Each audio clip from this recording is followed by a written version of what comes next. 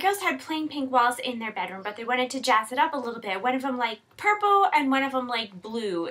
Instead of just picking different walls to do the colors, I decided to make stripes in order to make it a little bit more connected.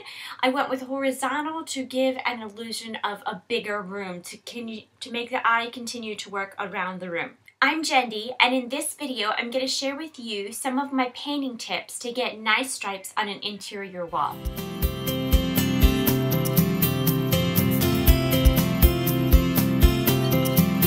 As I said, they already had pink walls. I did not have to paint the pink color, and I highly suggest if you have an area that's going to be a big stripe or a lighter stripe, go ahead and kind of paint that area and let it completely dry without worrying about tape and all that, because this way I didn't have to worry about this drying and then putting the tape on the new color and what was under the tape, or I didn't even have to worry about this other edge. To make the stripes, I used frog tape, and this is supposed to have a paint block to seal the tape edges.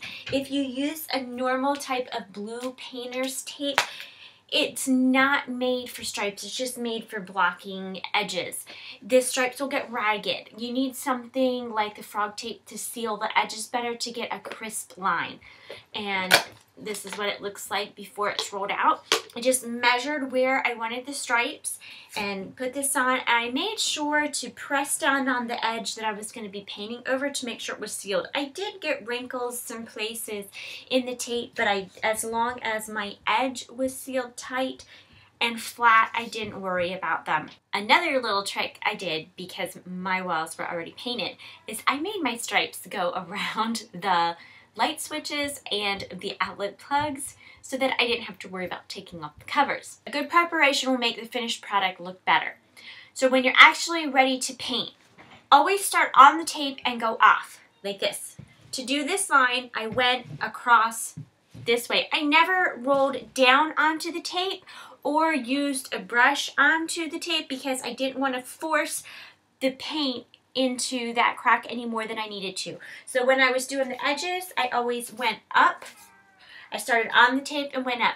Occasionally in some tight spots, I went across this way, but I always tried to stay away from rolling down onto the tape. I recommend that you don't load your roller up and do the edge right away. If I had just loaded my roller with paint, I did the section in the middle, and then when it was a bit drier, I did the edges. I think the best time to pull the tape off is when it has dried for a little bit, but is not totally dry yet. Just use a nice steady hand and pace when pulling the tape off, not too fast and not too slow, and you should come out with a nice crisp line of paint.